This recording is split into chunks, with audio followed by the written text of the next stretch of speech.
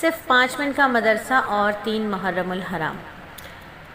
بات کریں گے دعا سے متعلق کہ دعا کے 3 اہم اسباق کیا ہیں۔ دیکھیں قرآن پاک میں سورہ فاتحہ کی آیت نمبر 4 میں اللہ تعالیٰ بندوں کو دعا مانگنے کا طریقہ سکھاتے ہیں۔ اللہ نے اس آیت میں ہمیں دعا مانگنے کا طریقہ سکھایا۔ آیت مبارکہ کی روشنی میں آج سے ہم ان 3 کاموں کا اہتمام کر لیں گے، ٹھیک ہے۔ ہر کام میں حقیقی مدد اللہ تعالیٰ ہی سے مانگنی چاہیے، کیونکہ صحیح معنی میں کارساز اس کے سوا کوئی ہے ہی نہیں۔ ہر ضرورت، ہر پریشانی کے وقت ہماری نظر اللہ ہی کی طرف ہو کہ وہی مسائل کو حل کرنے اور مشکلات کو دور کرنے والا ہے۔ ہماری نظر مسبب الاسباب پر ہو، اسباب پہ ہمارا یقین بنا ہوا نہ ہو۔ فتنہ دجال کی جو ایک فتنہ ہے نا، وہ یہ ہے کہ اس نے ہمارا جو یقین ہے وہ اسباب پر بنانے کی بھرپور کوشش کی اور کافی حد تک وہ کامیاب بھی ہو چلا ہے۔ لیکن یقین جانیے کہ جو اللہ سے سچی پکی محبت کرتے ہیں، اللہ پر پکا ٹھکا یقین رکھتے ہیں، وہ کبھی بھی اسباب کے اوپر نظر نہیں رکھتے، بلکہ ان کی پہلی نظر مسبب الاسباب پر جاتی ہے۔ تو ہر وقت، ہر خوشی، ہر غم کے وقت، ہر وقت ہماری نظر مسبب الاسباب پر ہو۔ وہ مسبب الاسباب کیسا؟ جو سبب کے بغیر ہر کام کرنے پر قادر ہے۔ پھر جب بھی اللہ تعالیٰ سے مانگنا ہو تو سب سے پہلے کیا کرنی ہے؟ اللہ تعالیٰ کی تعریف اور عظمت بیان کی جائے۔ اور نمبر 3، صراط مستقیم یعنی سیدھے راستے کی ہر وقت دعا مانگی جائے، کیونکہ جو راہ راست پر چل پڑا گویا وہ شخص کامیاب ہو گیا۔ اے اللہ مجھے ہر اس راہ پر چلا دے جو مجھے تجھ سے ملا دے، ہر اس شخص سے ملا دے جو مجھے تجھ سے ملا دے، ہر اس شے سے ملا دے جو مجھے تجھ سے ملا دے۔ اے اللہ مجھے ہر اس راہ سے ہٹا دے جو مجھے تجھ سے ہٹا دے۔ اللہ مجھے ہر اس شے سے ہٹا دے جو مجھے تجھ سے ہٹا دے۔ اللہ مجھے ہر اس شخص سے دور کر دے جو مجھے تجھ سے دور کر دے۔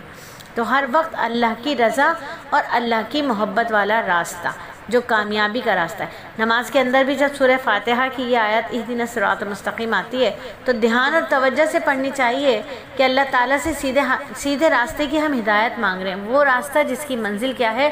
اللہ کی دیدار والی جنت۔ وہ جنت جس میں ہر روز اللہ کا دیدار ہوگا، یہ ہماری منزل مقصود ہے، وہی منزل ہم چاہتے ہیں۔ اور روزانہ 100 مرتبہ یہ دعا اللہ سے مانگنے کا معمول ہم بنا لیں آج سے کہ اللہ ہمیں سیدھے راستے کی ہدایت عطا فرما دیجئے۔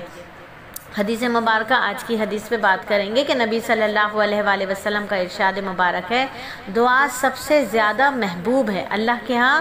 سب سے زیادہ محبوب جو چیز ہے وہ دعا ہے۔ حدیث مبارکہ کے مفہوم ہے کہ اللہ تعالیٰ کے نزدیک دعا سے زیادہ بلند مرتبہ کوئی شے نہیں ہے۔ تمام اذکار عبادات میں اللہ تعالیٰ کو دعا سب سے زیادہ محبوب ہے۔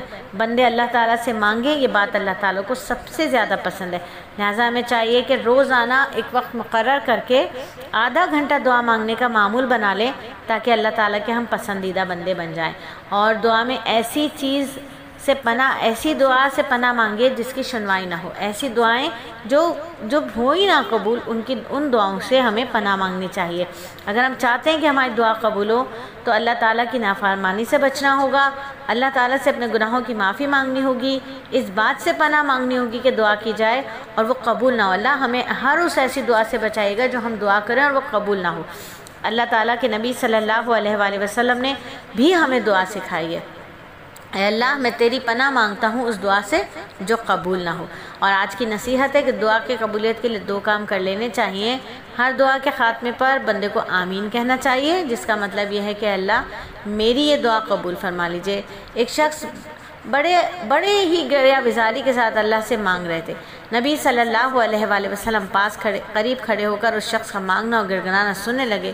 آپ صلی اللہ علیہ وآلہ وسلم نے لوگوں سے فرمایا، اگر اس نے دعا کے خاتمہ صحیح کیا اور مہر ٹھیک لگائی تو جو اس نے مانگا اس نے فیصلہ کرا لیا۔ کسی نے پوچھا، یا رسول اللہ صحیح خاتمے کا اور مہر ٹھیک لگانے کا طریقہ کیا ہے؟ آپ صلی اللہ علیہ وآلہ وسلم نے فرمایا، آخر میں آمین کہہ کر دعا ختم کرے۔